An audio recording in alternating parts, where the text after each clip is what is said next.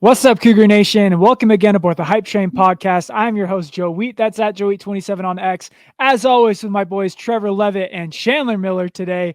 Oh, man! Oh, man! Oh! Oh! 7-0, Joe. Oh! Never a doubt. Never a doubt. What in the world? Ah! So good. What a game. I'm going to spend the next hour just making random noises because if you did not hug a stranger at some point during that game, you're not doing it right. When Darius Lassiter caught that ball and skirted three defenders into the end zone, I blacked out and I have no idea what happened, but I was told that I climbed 3 rows of stadium bleachers to go hug my friend that was sitting behind me for about 30 seconds. Yeah. I was sitting next to you. I turned, you were gone. It was me and Johnny Linehan jumping up and down, going crazy. We went to go find you and Michaela, and it was just not just Michaela, but Michaela was the only one there. And you had disappeared off the face of the earth. I thought you had gotten translated, to be honest. Dude, it was close. It was too close to call. Man, what a night! What a season! 7-0. Before the show kicked off, we were talking through potential Big 12 tiebreaker scenarios. Who would have thought preseason that we'd be 7 weeks into the season and talking about tiebreaker scenarios for the Big 12 title? And honestly, we don't even need them right now because BYU controls their own destiny, undefeated, first place in the conference. Wow. It's just that Paul Rudd meme. It's just who would have thought? Not me. He's taking the hot sauce off the bottle. What an insane, not only start to the season, but just the amount of things that BYU has had to overcome this season. I had a tweet about it earlier in the week that, the fact that we even had to beat Oklahoma State, I was like, okay, that's just yet another mountain that this team has to climb. They had to overcome the day game. They had to beat a ranked team at home. They had to beat a Big 12 team on the road, which they hadn't done. They struggle in Texas for the most part. Took care of 3 things all at once with Baylor. And then all of a sudden, you're behind with a minute left to, at the beginning of the season, was a conference championship contender. And frankly, had the roster to at least do so. They returned 20 starters from a team that went to the conference championship last year. You go down by, 4 with a minute 13 left, and you claw your way all the way back. And it wasn't the defense this time, boys. I think that's one of the things that has me the most excited about this is all season. It's the defense that's come in clutch when they've needed to at SMU, shutting it down at Baylor, looking good against Arizona and holding them basically scoreless in the second half against Arizona. And it was finally the offense's turn, and Jake and Darius Lassiter delivered on one of the most electric plays we've seen in LES in years. So sitting in my seat, I don't think I've seen a smoother drive. After that 4th and 7 conversion to Chase Roberts on the end of that was just about the smoothest drive I have ever seen. There was nothing lucky about that. There were no Hail Marys. It was just precision throw after precision run after precision throw. And then, Darius Lassiter making probably the best single individual effort by a BYU skill position player since Puka Nacua at Boise State in 2022. And before that, who knows when? I was trying to rack my brain. What were the better individual efforts on a play in the last 25 years? Because in my mind, this is better than Micah Simon against Tennessee in 2019 because he scored. This is probably, again, the 4th and 18 is going to live forever. Beck to Harleen is going to live forever. But if I can, the Mangum miracle is going to live forever. But if I can coin this, the messianic miracle, this is up there, because like, again, individual effort, like Collie was wide open, Harleen was wide open, Micah Simon was wide open. This required a wide receiver to make a catch in traffic and then make 3 guys touch more grass than jersey on his way to the end zone. Like I can't think of a better play than that. Like again, besides Puka, like that's also in this class.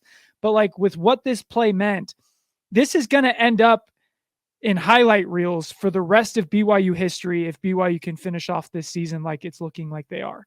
Well, and when you consider too that on most of those plays, Harleen, like even Puka's, Simon's, Collie, like they were all the primary guy on that play. And they've already gone on record to say that ball was supposed to go to JoJo Phillips, and the play broke down. The offensive line, who, by the way, line Retzlaff standing is just staying in the pocket, like my brothers, like just an absolute wall.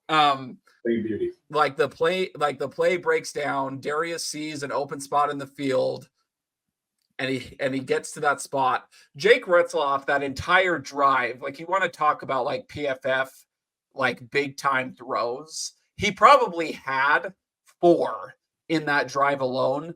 The first one being that one in triple coverage to Darius Lassiter to start the drive, which I have no clue how they got incomplete out of that. Clearly, he took like 4 steps. The ball got knocked out of bounds. That was a huge play. Like the pass to Chase Roberts was perfect. I don't think, as crazy as it sounds, like Chase Roberts isn't getting enough credit for what he did to even keep that drive going in the first place. And then the pass to Darius was just, it was money. And just during a game, especially where in the first half, a lot of people, myself included, were worried that maybe the old Jake was back. This was like Jake's ascendance to greatness. Like he looked like Beck. He looked like Hall. He looked like Detmer, like in that last minute 13. And he's done what BYU greats have done before him, and it pulled BYU from the jaws of death. And just kept the season alive. Like it's just one of those things where they lose this game, all of a sudden you're going into UCF. I'm already, worried about the Eastern time zone. But with a loss on top of it, the pressure gets, it mounts more. But instead, here we are. We're 7-0, and as tough as this UCF game is going to be, we have reasons to be confident. And I can't believe that we're even here at 7-0. But given the circumstances of that game, like this is amazing. This was like one of the most fun weekends I could possibly imagine for college football. Can't imagine much more of a roller coaster game, but especially what we've had this season, right? We've had a few blowouts that we weren't quite expecting in our favor, and then this one obviously where we had to come from behind. And if we were going to have any sort of special season, we figured we'd probably need to have a game or two like this where it's not all going our way. Other team has a great game plan. They're moving the ball against us, which most of the teams haven't been able to do very well up until this point. I wanted to ask y'all, from where y'all were sitting, it definitely seemed like, to my friend and I, to Tanner and I, we have season tickets together, we thought that Jake missed JoJo and it was going to get picked. So immediately, like, our hearts sank on that last throw until we saw Darius kind of pop up. We just didn't see him. I don't know if that was the case for anybody else, but so from my angle, that it looked like it was very clearly to Darius. Like Darius said after the game that like I didn't know who he was throwing it to, but I was just going to go grab it, which is like dog mentality, and I absolutely love it. But like from my angle, that was just a perfect throw. Like that's Jake like going through his progressions. To me, I didn't even notice JoJo coming across the middle. To me, it looked like Darius was the primary receiver coming on that crossing route. like, can we just talk about the growth from Jake Retzlaff, like this season? The dude's a like, man now. Dude, like to overcome, like, the first half was the first half. Like, one, I don't think people have called this kind of like a clunker or like an ugly win. No such thing in my mind in the Big 12. But like, the offense was rolling all night long. Like, the only thing that stopped BYU's offense was BYU's offense in that first half, from a really weird halfback pass for some reason. Jake made a really bad decision, scrambling out of the pocket, trying to force the throw, got it picked. And then at the end of the half, that's more of like a Hail Mary kind of thing, like whatever. I actually thought Jake played better than most in the first half. But man, that second half, for context, against Oklahoma State last year in the second half, Jake went 6 for 16 with 55 total yards and 0 touchdowns scored on 7 drives in the second half against Oklahoma State last year. Horrible. Jake, on that last drive alone, went, let's see. He went 4 for 6 with, sorry, I should have looked this up before. So he went 4 for 6, 75 yards and a touchdown just on the final drive. 6 for 16 for 55 yards in the second half last year to 4 for 6, 75 total yards and a touchdown just on the final drive. And that run, the scramble, the awareness to climb up in the pocket when no one was there, not forcing something downfield, just taking what the defense gives you. This is the growth and progress that we were hoping that he would make after SMU. After that SMU game, we were talking about how awful his pocket presence was. And that was the reason BYU, like, he had multiple interceptions, is because he couldn't handle pressure in the pocket. He wasn't stepping up. He wasn't climbing. He wasn't going through his progressions. And that has all been fixed, for it looks like, for the most part. But like, to have that second half, I think the guys at PFF gave him a 90 grade in the second half, which is incredible. By my count, he was 7 for 11 for 155 total yards and 2 touchdowns in the second half. And he only had 4 drives. Like, BYU had 4, like with the game flow, BYU had 4 drives in the second half, and they needed to score on every single one of them to win that game. And they did score on every single one of them to win that game. Like, and one of them, like, BYU didn't even throw a pass. Like, somewhere Lavelle weeps, but BYU had a 7-play, 75-yard drive without a single throw for a touchdown. Just as a quick shout out too, like, kind of BYU is BYU again. They look like BYU again. Go ahead, Chandler. Getting overshadowed in all this, LJ Martin had 20 carries for 120 yards and 2 tutties. So, like, averaging 6 yards a carry for LJ, back healthy, makes a big difference. And 25% of his runs were 10 yards or more. I looked up this stat. I thought this was kind of crazy. BYU's offense, when LJ is not playing this year, is averaging 5.9 yards per play and 4.4 yards per carry. With LJ Martin in the lineup, they're averaging 7 yards per play and 5.2 yards per carry. It's pretty good. Like, that, his impact cannot be overstated. And like, what's the craziest thing is, like, BYU is 7-0 and the offense is only now starting to play its best football. We can talk about the defense in a second and whether or not, like, that's an anomaly or if there's like real glaring issues. If this is what BYU's offense is, they're winning the Big 12 100%. Like, is that an overreaction? Like, as long as the defense continues like that, if this, like, Oklahoma State game is an anomaly, then I think so. But if the Big 12 is just so weird that I just don't know if any team can consistently trust on it, on their offense, regardless of how dynamic it is, to win a shootout every week. But the defense has shown in 5 of their 7 games this year that they hold opponents under 20 points. And the Baylor game, like, I think the thing that's really interesting and what has me just a tad nervous for UCF is if you look at the 2 teams that BYU's defense has, like, I guess, struggled against is the word. It's 2 teams that had something to lose. Their season's not going the way that they wanted it to. They really want to turn it around. At first, first it was Baylor. They brought in a new quarterback who wanted to prove himself. He was running all over. You've got Oklahoma State, who is like 0-3 to start off conference play when they were projected to be in the Big 12 Big 12 title game alongside either Utah or Kansas State. They finally get Ollie Gordon back healthy. They start a new quarterback. Like, he's got something to prove. That just, you're getting two of these teams' best shots, and it's still not enough yet. And like that, we talked about last week with Hema, like the bar that it takes to beat BYU. And it's really high. Like, it's really, really high. And this, like, Oklahoma State gave it their best shot. Like, with a minute left, they had a 9-minute drive. They gave us a minute 13 left to deliver the knockout blow, and it still wasn't enough. Like Rocky Balboa, BYU got off the canvas and punched back and won. Can I just chime in with some breaking news real quick? Andy Ludwig has stepped down as offensive coordinator of the Utah football program as of 2 minutes ago. We believing the step down part, or do we think he was invited to step down? No, he definitely got fired.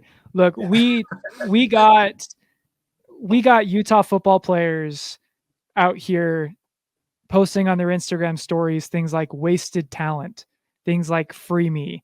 And meanwhile, LJ Martin is out here posting on his story freaking Clash of Clans or whatever iPhone games, tagging Braden Kime. Like, you don't want the smoke. Vibes are immaculate. We can get back to that, but Trevor, you made some incredible points. You're right. Like, it wasn't enough. Like, Oklahoma State could not have been better prepared, at least on offense. Like, the Oklahoma State's defense is horrible. We've seen BYU not play well against horrible defenses in the past. Like, Oklahoma State's defense last year wasn't much better, and again, BYU didn't score a touchdown on them in the second half. I think this game, BYU's offense is really good. Oklahoma State, BYU took their best shot. At the end of the day, like, this is still Ollie Gordon. This is still the reigning Doak Walker Award winner. This is still an offensive line that brought back 5 starters with everyone having at least like 25 to 30 starts in their career. This is still a team that has 3 Biletnikoff Award watch list receivers. Like, this is probably the most talented offense BYU is going to play the rest of the season, regardless of what the numbers said about the offense, the Oklahoma State offense coming in. Oklahoma State off a bye week, Oklahoma State with their season on the line, Mike Gundy, all that stuff. That's it. Like, that's a different animal. This is different than what Oklahoma State did against West Virginia. This is different than what Oklahoma State did against Utah. Like, this is still an incredibly talented offense. So I don't think it's necessarily it's not surprising, I guess, that Oklahoma State came off the mat in this game. It's a little surprising that at one point they were averaging like 11 yards per carry on a BYU defense, which has been stout against the run all year. That's obviously a concern. But to your point, Trevor, like, it still wasn't enough. You took Oklahoma State's best shot on the chin. You chuckled at it, and then you threw them into the second row. Like, these are the kind of games you need to win if you're gonna win a Big 12 conference championship. Like, these are the kind of wins that it takes to have an undefeated season. And like, even to your point, Trevor, about like Oklahoma State, I don't think could have played much better on offense. BYU still averaged a yard more per play than they did. They still averaged, they gained 12% more available yards. Like, both of those are second highest of the season, only behind Arizona. Like, this game probably wasn't even as close as the score indicated, because BYU was able to move the ball so well on offense. And like, this was a game that if BYU lost, they would probably end up on the wrong side of that success rate graphic that comes out every single Monday. Like, I think this is a game that BYU, I think, definitely outplayed Oklahoma State. Could have lost, but didn't, because of the mental resilience of this team and the complementary football. Like, again, this is a complete football team where the offense had the SMU game where the defense had to come bail them out. And this was the exact opposite of that, where the offense needed to play perfect, and they did. And it's one of the reasons the vibes on this team are so good. We talked about it at length with Hema last week, that when things go wrong for one side of the ball, the other side doesn't quit and pout and complain. They play for each other, and it's a beautiful thing to watch. And you know what that's called? That's called luck, according to some who don't know. It's a fluke. Anytime there's an interception, a pick six, any sort of turnover, it's unfortunate because according to kind of some of the nerds, it's not as valuable as averaging one more yard of play, right? Like, I'll take the pick six personally, but if they want to average another yard per play, that's fine. And like the kind of, you reminded me, Chandler, going to the defense. It's not like the defense was even like, they gave up quite a few yards, but man, when they need to do make a play, when we talked again, like keep referencing that Hema episode, that he just has so many good little tidbits for us. I really appreciated him coming on. But BYU goes down, they turn the football over. Oklahoma State looks like they're really going to start kind of taking some of the momentum, and their quarterback makes like a poor pass, overthrows, and who's Johnny on the spot right where he needs to be for the second week in a row, but Tanner Wall. And it's just, the crazy thing is like Tanner Wall is really good, but the way that this defense plays, every time that ball gets batted up in the air, it gets way less surprising when we come down with it. Like when Tanner Wall gets a pick, when Tommy Prasis, who, my goodness, what a freshman introduction he's had, like when he comes down with it on a tipped ball, they're just where they're supposed to be, except for on QB run option. but hopefully that's something that Jay Hill can watch after this game, and they can take care of. We'll talk about UCF here in a minute, but Oklahoma State just gave us the line, and we made that putt, but we get to putt it again against UCF, and it's going to look quite similar. Star running back, good athletic, running quarterback, pretty good receivers. Like we just saw that, and now we just got to go do it again in Florida. It's just, and we still won. That's the crazy thing is, you go back to years past, and this is just a game that BYU loses. There are not many teams in BYU's past where, when they're outcoached, when they're losing the turnover margin, when they're giving up at 1 point 11 yards per carry, they don't win those games. And yet this team just refuses to quit. And they're there for each other, and just everything about it is just so complimentary, and it's clutch constantly for 60 minutes of football. It's one of those things where Coach Satake has got these guys believing that at the end of the day, it doesn't really matter what happens until that final clock hits all zeros, and they've won. That's their expectation, is until the clock has hit zero, this game ain't over. When I hear and when I see tweets in the timeline at halftime that Kalani is furious, I have a lot of faith we're going to win that game. That's been something that's been talked about plenty by BYU fans for a while. It's when Kalani shows a lot of passion, is getting in people's faces and saying, hey, I'm holding you accountable, do better, take care of the stinking football, the words he uses. It's great to see. And so I love seeing the passion from him. Trevor, you mentioned it is going to be a very similar test this next week against UCF. Like you mentioned, they have a running quarterback, fairly athletic. Funny that, we're comparing Alan Bowman to a pretty athletic quarterback in Ja'Cory Brown. As well, so looking here at UCF and what they've done this season, RJ Harvey is a legitimate threat, on par with Ollie Gordon there. The other thing I'm seeing, though, is they have one receiver, essentially Kobe Hudson, who has about 503 yards in the season, kind of their main threat, and then their next wide receiver has under 100 yards in the season. So rather than dealing with the three different Biletnikoff watch list wide receivers that Oklahoma State was dealing with, and they said that we had to deal with, we're dealing with mostly one receiving threat. But it should say something that they had Iowa State on the ropes with a quarterback who had a stat line of, I think, went 8 for 20 for 60 yards and 2 interceptions, and they had Iowa State on the ropes. So well, the flip side of that stat line is I think they had something like they had over 300 yards rushing, I think, and still ended up with under 400 yards of offense. That's really hard to do.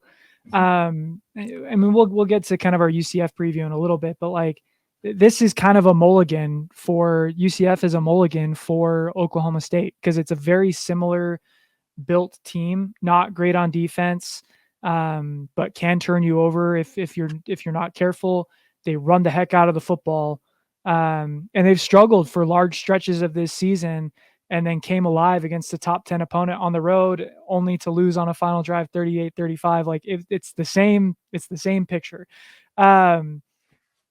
So the one thing kind of pivoting, I want to go back to the defense a little bit.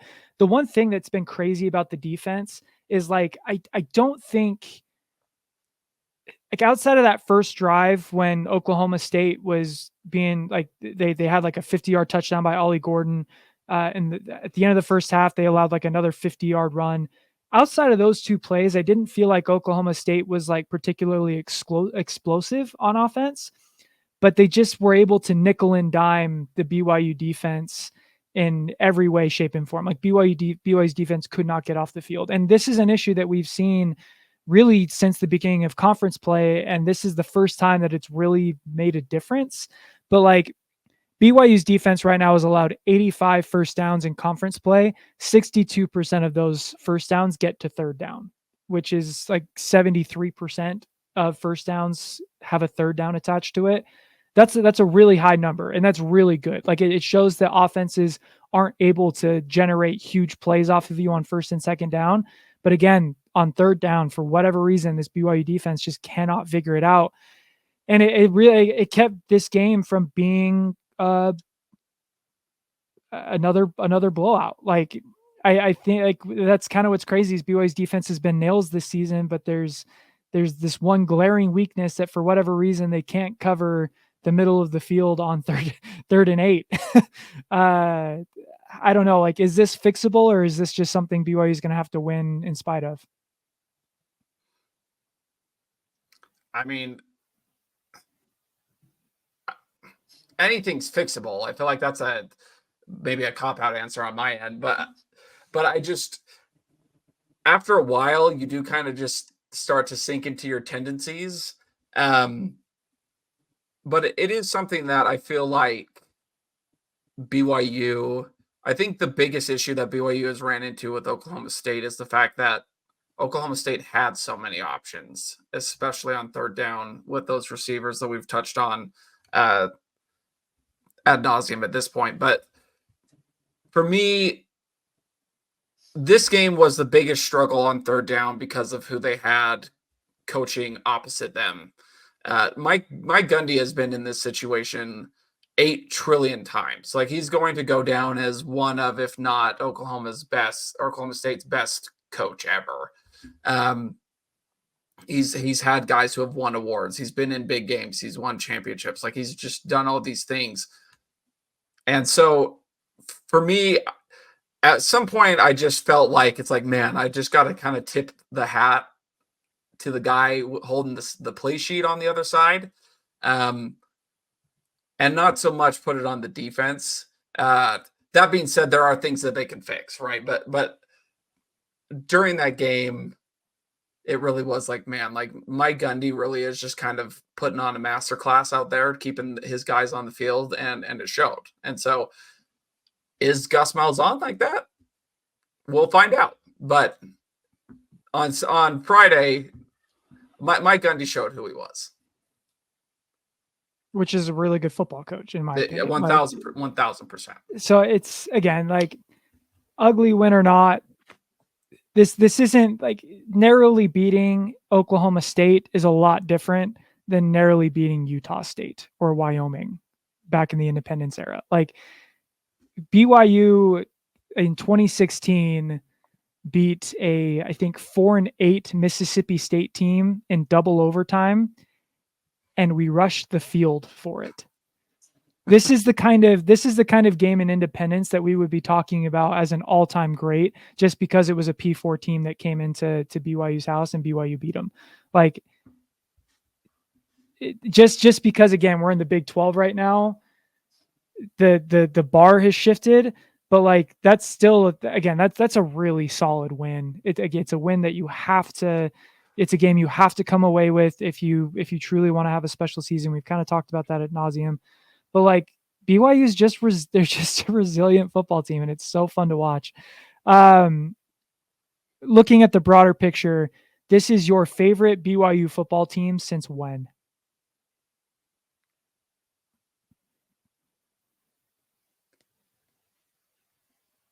Am I crazy? Like, it can change. Like, ask me again after Houston, I suppose.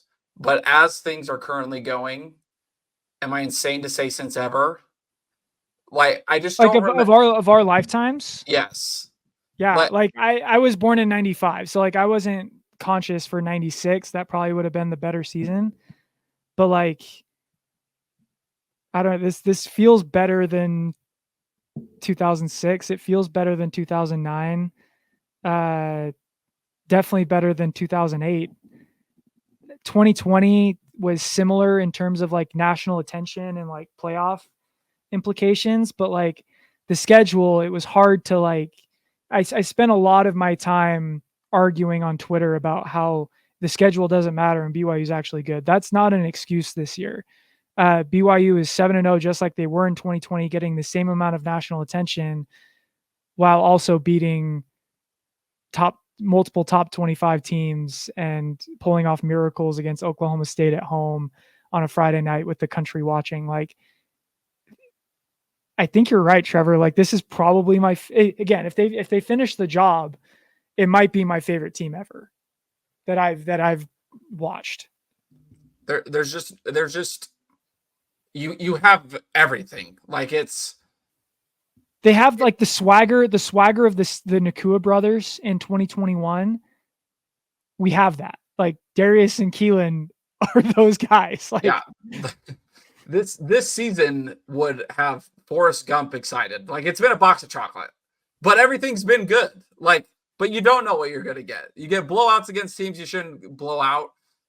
You've got this home schedule that everybody's like, man, that's really tough, but at least it's at home. So maybe we'll grab one or two of them. They haven't lost yet. They've overcome all sorts of obstacles. We talked about that earlier as well. Like, what more could you possibly want? Like, you have a quarterback with all sorts of question marks. Like, all of a sudden is BYU QBU again? Like, your best player was out for a month, or at least your presumed best player, right? In LJ, like, he comes back, he looks good, but they didn't need him, and so it's like, what? It's like, what could you possibly ask for? Like at every turn, at every door BYU has knocked, that there's been a question, they've answered. It's just fun. It's just so fun. It's tough for me to decide. Like, I'm thinking back as a kid and starting to pay attention to BYU football for the first time, really, in the Max Hall era. I loved watching Harvey Unga run.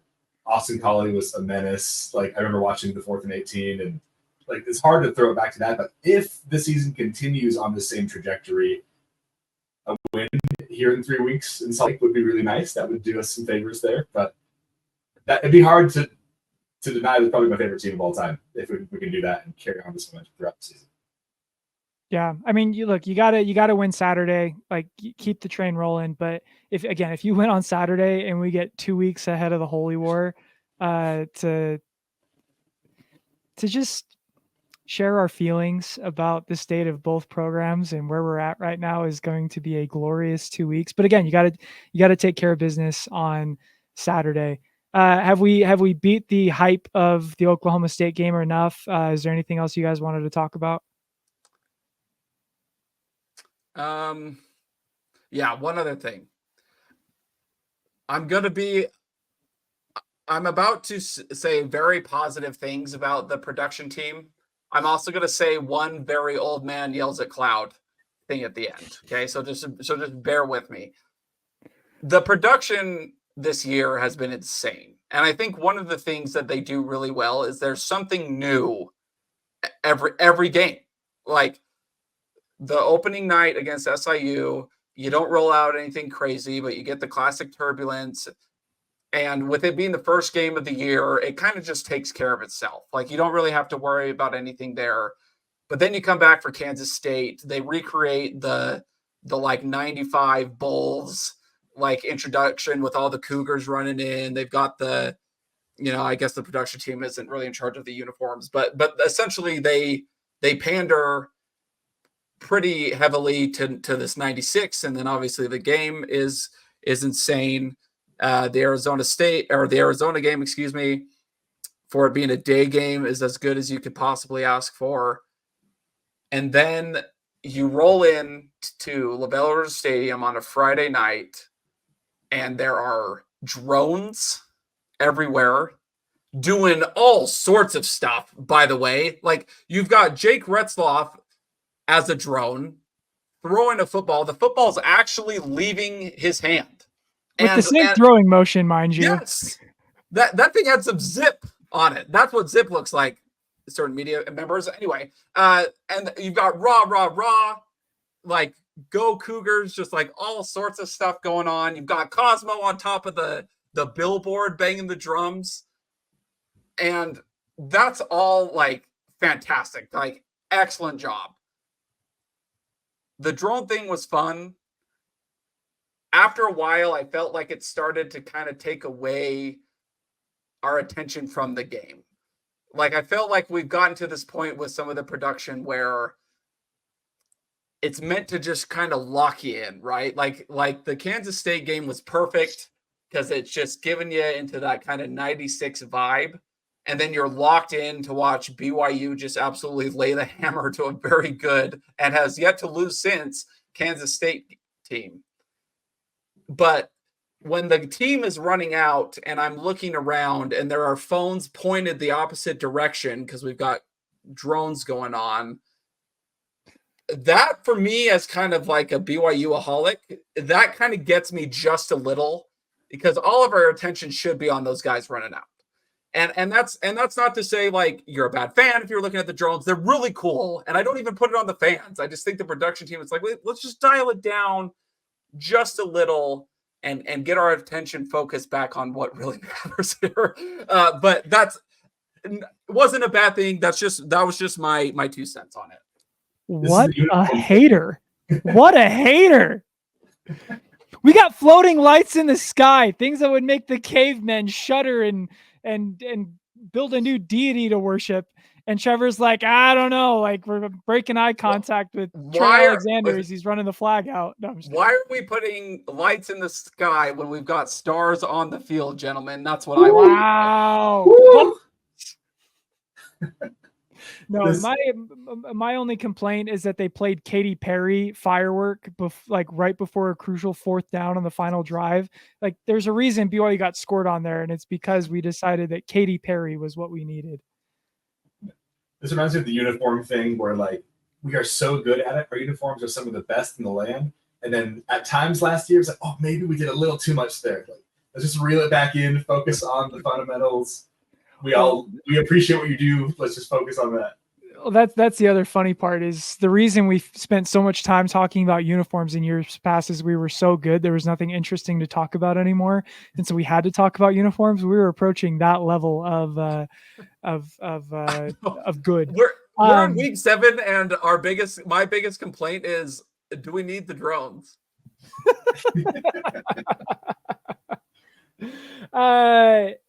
So let's talk.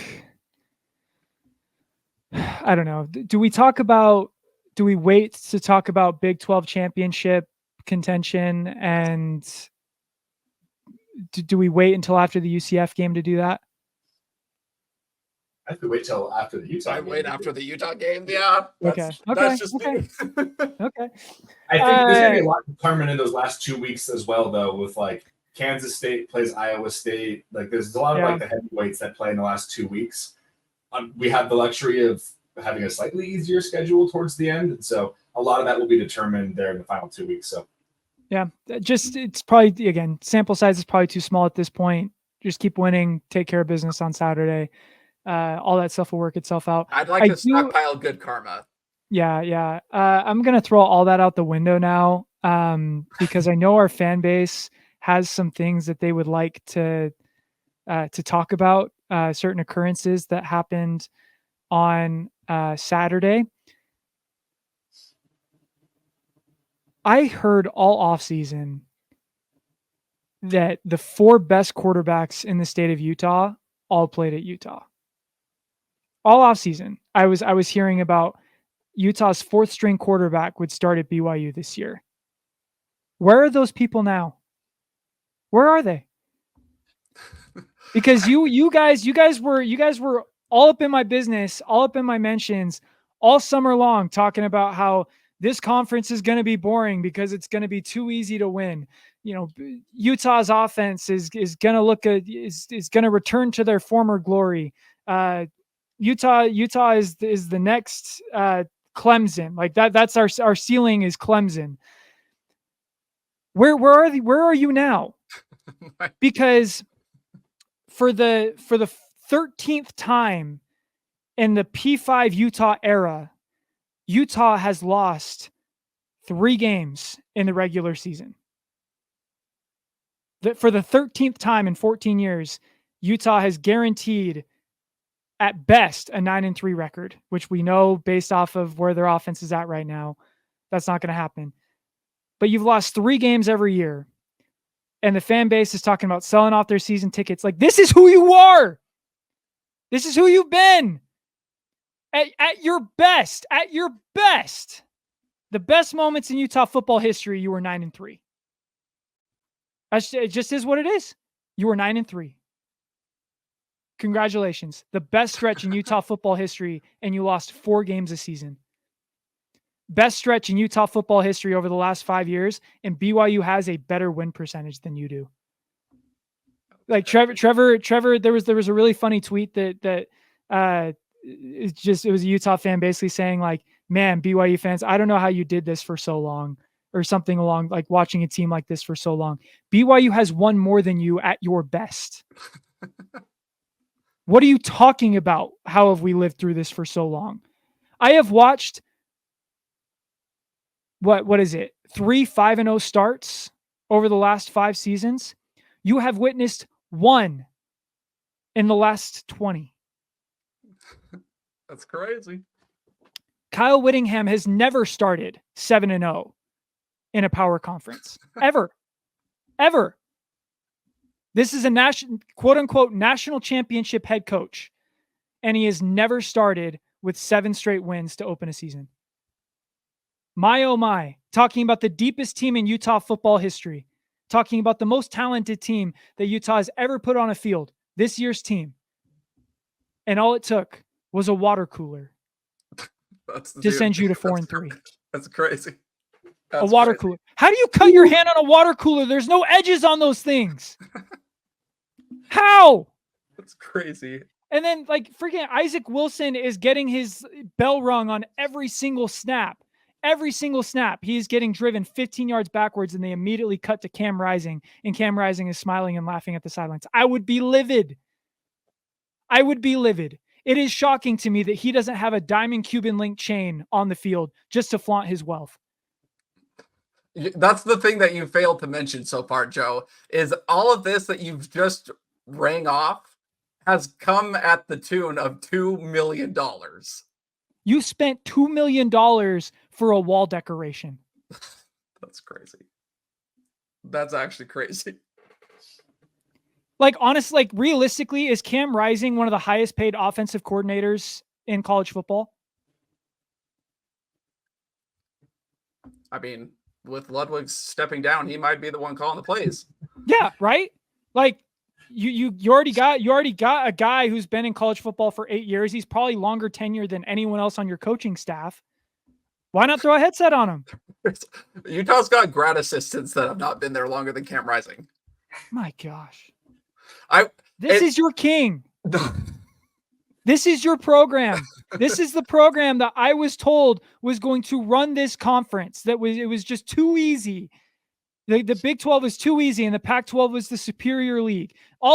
Every week, I have Utah fans coming up and talking to me at work, talking about, oh, the Big 12 is such a trash conference. The Pac-12 was so much better. Go look up for me all the Pac-12 defectors and their current conference records in their new conferences. 16-26. So-called best league, so-called better league than the Big 12. USC's out here going 1-4 in the Big 10, losing to Maryland. Best league. Utah is out here scoring 7 points at home against TCU. TCU got boat raced by Houston. I don't think Houston has an offense. And Houston scored over 30 points on TCU, and you scored 7 at home? Are you kidding me? BYU. And this is the most talented team in the conference? Still on message boards, I'm hearing about, oh my gosh, like, I can't believe BYU is doing this. Utah is the more talented team. Utah has the better coaches. And somehow BYU's, really? Utah is the more talented team. Utah is the more talented team, and I have to watch your right tackle get blown up on every single snap by TCU. I have to watch your quarterback, if you could call it that, underthrow a receiver on a screen pass.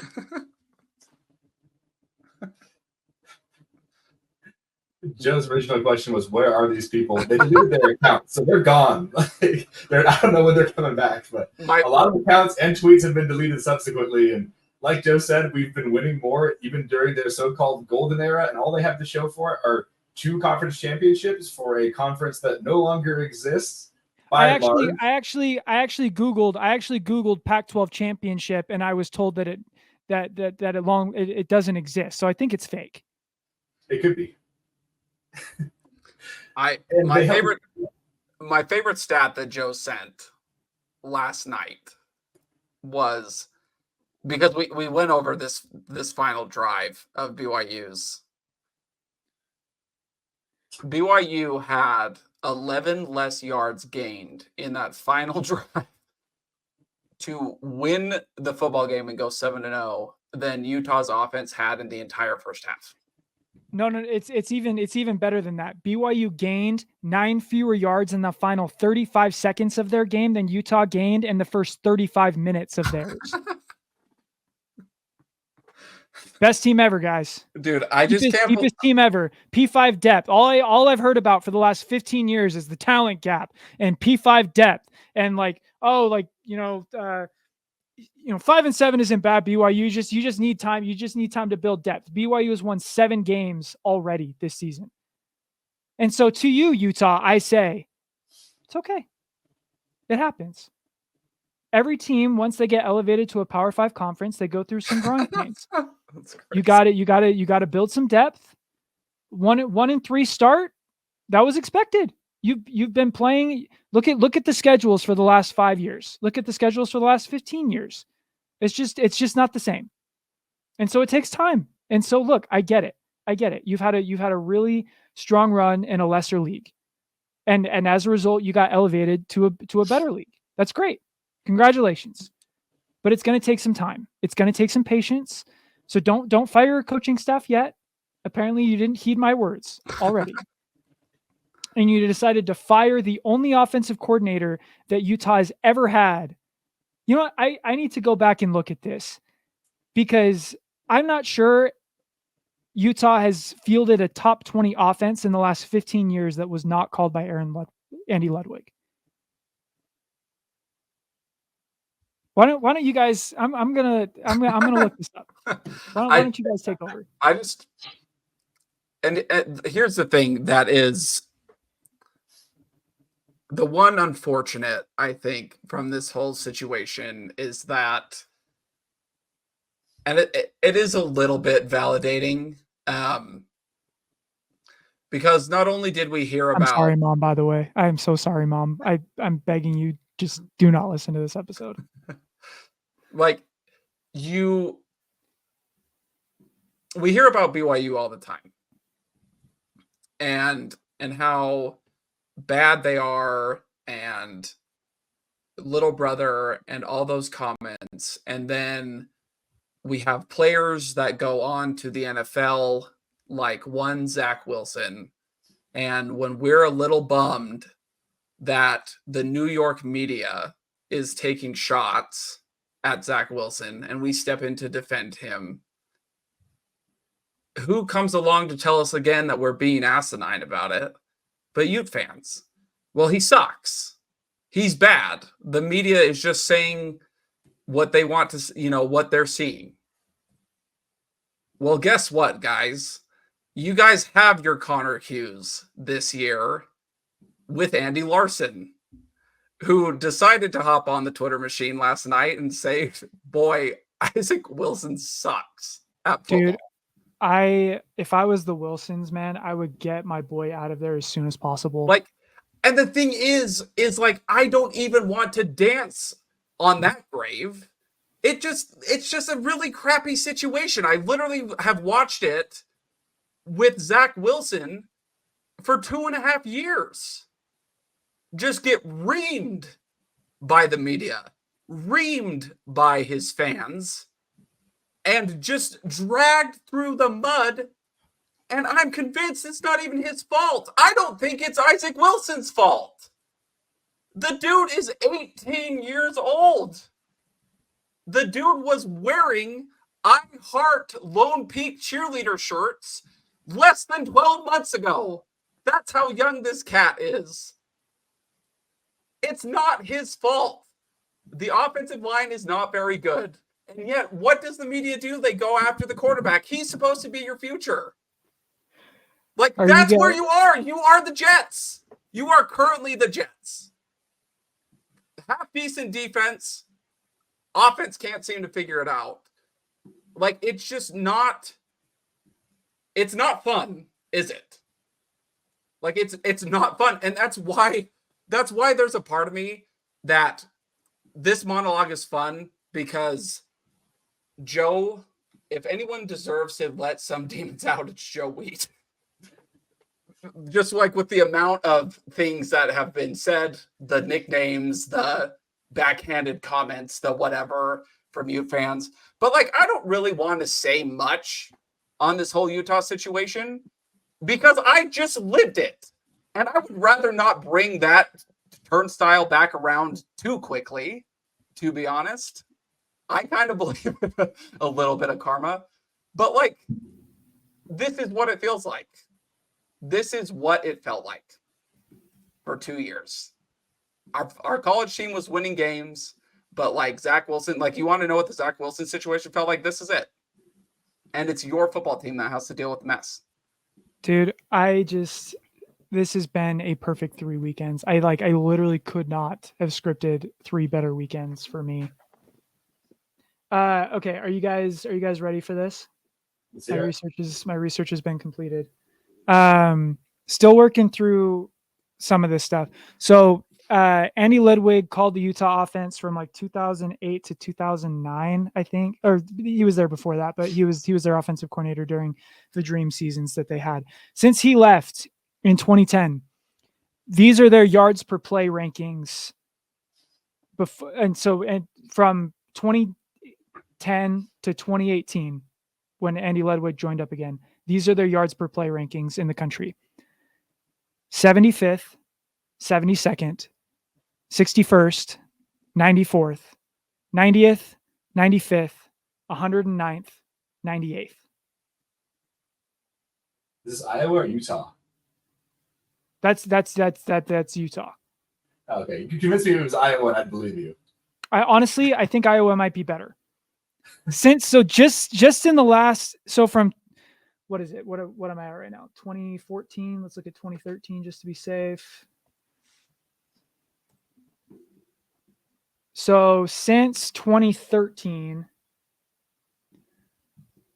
Utah State has had a better offense in terms of yards per play in 5 of those 6 seasons. Utah State has been the better offense than Utah in the Pac-12 era. And then once they hired Ludwig back in 2019, they immediately jumped to 7th, 20th, and 22nd in yards per play.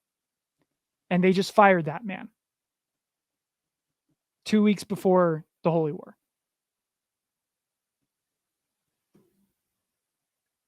What are we? This is who you are. You've never been an explosive offense. You've never even been a good offense. The best offenses that you have ever had have been called by the man that you just fired. Ever in your history. You have had what? 3,000-yard passers since 1992? 3. Jake Retzlaff is on pace to have the 4th most prolific passing season in your team's history. I freaking love Jake. And you just fired you just fired that man. This is what you are. I'm sorry. And now the playing field is level. This is going to go so viral if BYU lays an egg on November 9th, but I don't care. Because the point still stands that at your best, you are a 9-3 program. That's great. Congratulations. Build the statue. It's still not better than BYU at one of their worst. It's crazy. Over the last several years, there have been plenty of fans up north who have insisted that they don't really have to care about the Holy War anymore because they're so above it. I doubt any of them could even pretend to feel the same way now. Dude, we're the same conference, sure, but it'd be hilarious if someone tried to posit I don't really even care what happens. It's just another game. They don't have that luxury. I didn't think it would happen this quickly, I knew that eventually BYU would get back on a level playing field. I just didn't think it would happen this fast. And it's so good. I can't believe this is my life. UCF. Just to pray for times like this. UCF. Pretty much the reverse of not the reverse. We already talked about it. Very similar to Oklahoma State. RJ Harvey, freaking beast. Absolute baller. They don't know who their quarterback is. I think this could be a get right game for the BYU offense. UCF. Again, even against Iowa State, their run game was amazing. Their pass game wasn't. It still took 2 pick sixes to make that game as close as it was. Well, dare I say 1.99 pick sixes. That's a good point. I don't know. Their defense isn't great. I think this is another game that BYU should be able to put up at least 35 points. And I think if BYU puts up at least 35 points in any game this season, they're not going to lose. So again, it just depends how much does the travel impact you? What's the weather going to be like? I just BYU has scored over 34 points in every game this season except SMU. That, if that continues, I think it's a win. This is one of those times where I was really grateful. All jokes aside, I think we've knocked off the Day Coug, Vampire Coug mantra anyway. But this is one of those times where seeing a 1:30 Mountain Daylight Time kickoff, I was like, nice. Because UCF in the bounce house is very similar to BYU in that regard. You get that place, no pun intended, bouncing at night. It's a tough place to play. And that's not to say that it's not a tough place during the day either. But it's just a little different. Us BYU fans, we know what that is. Arizona was an incredible atmosphere. But Oklahoma State and Kansas State was just it just had a little bit more oomph to it. And it's just not a luxury that UCF fans will get to have on Friday or on Saturday. And who knows? Like, I don't know how fair weather or fickle those fans are. They're 3-4. Yeah. And so it might not even be as intense as it usually is. I don't know. There's also a lot of fans, BYU fans, that want to go to Florida, that already live in Florida. Like, we could see a lot of blue. This is a game that BYU can absolutely take care of business in.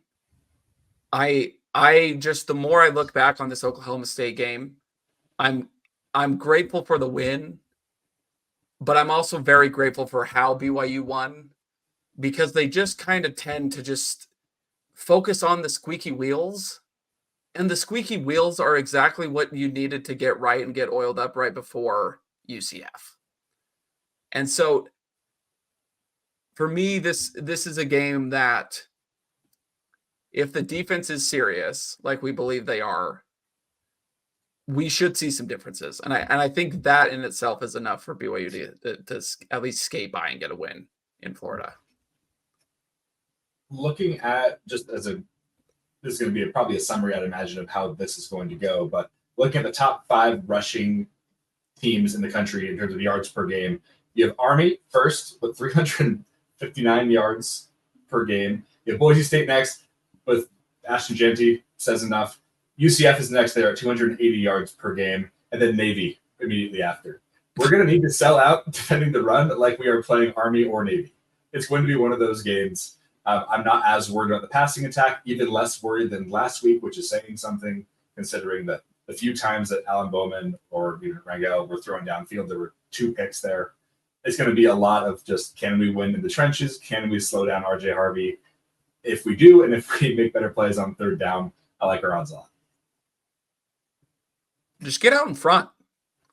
Like, obviously, I feel like the term, like, jump on them early is the most, like obviously any team wants to do that every week. Like, if you could jump out to an early 2 or 3 possession lead, like, you're going to do pretty well regardless.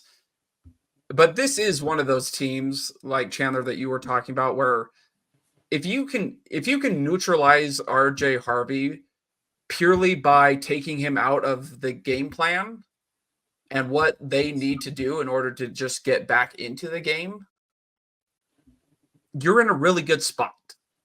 If you get the ball first, get a stop.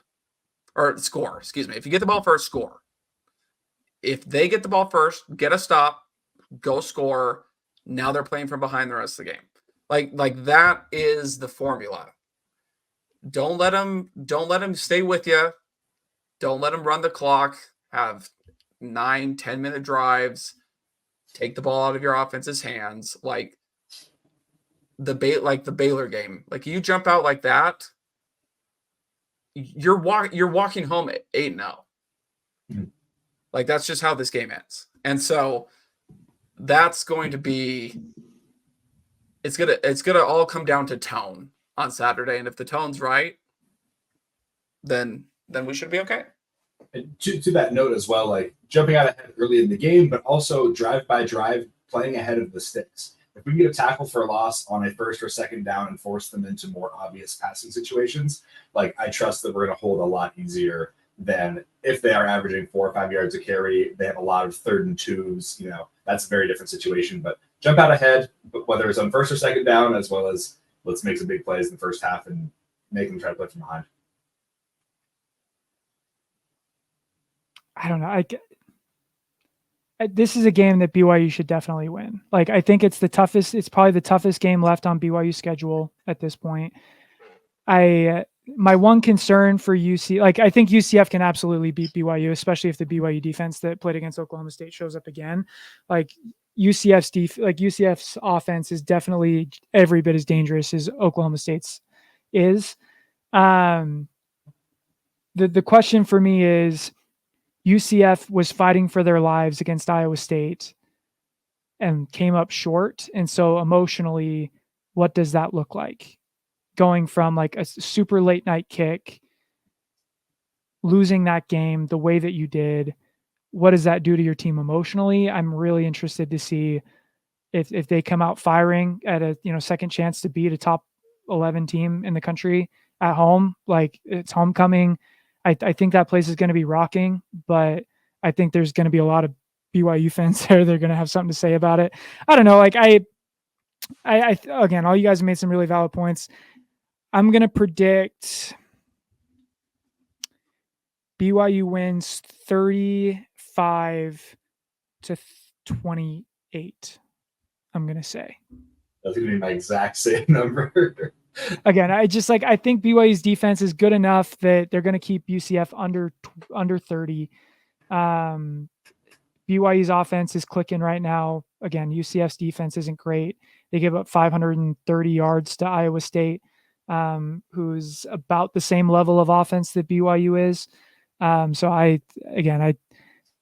think BYU gets over 35, and if they get over 35, they ain't losing any game this year. Trevor, would you like to predict what's going to happen for like the 8th straight week? Yeah, I'm gonna say 31-21.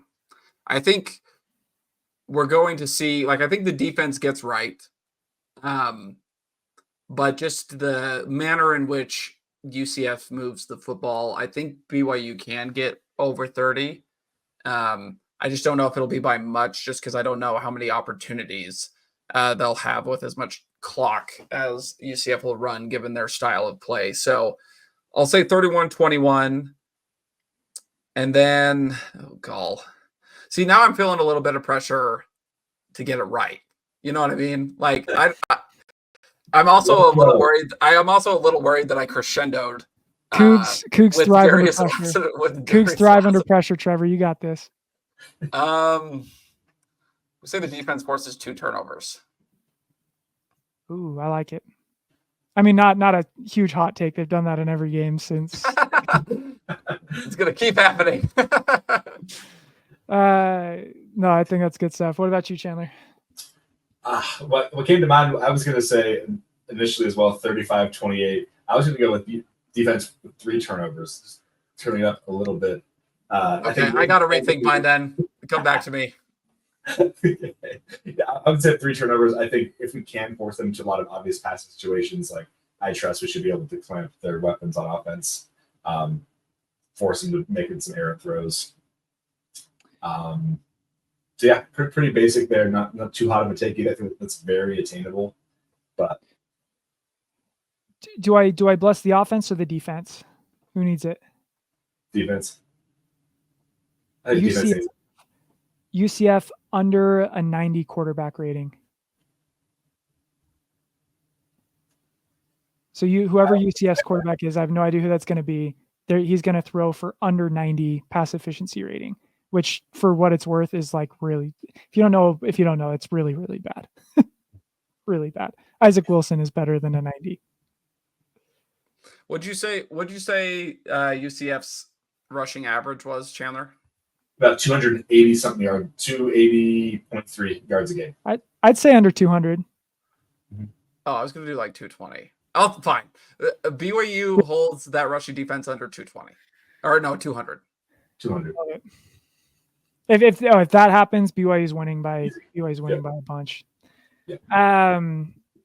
Love it, man. Good times around Provo. Let's keep the vibes rolling. Hype train's full speed ahead, baby. If you win this week, whoo, baby. Next week's gonna be fun. Go Cougs.